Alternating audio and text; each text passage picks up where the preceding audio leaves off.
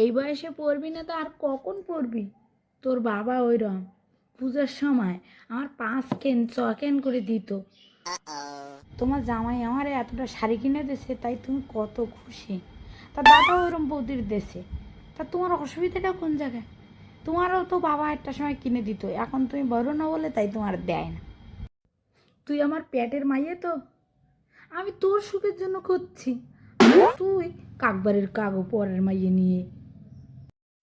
আমার শাওরি তা ওরকম সমান কুচুর কুচুর কুচুর কুচুর কুচুর কুচুর করে।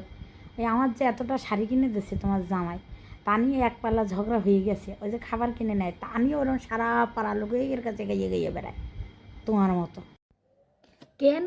তো শাওরির অত চোখ ফুটতে কি জন্যে? কেন ছাওয়াল বউ সুখে আছে, ওর জন্য সহ্য হচ্ছে না? বেশি যদি বাড়াবাড়ি করে একা শিল নোড়া দিয়ে থেতো করে দিবি।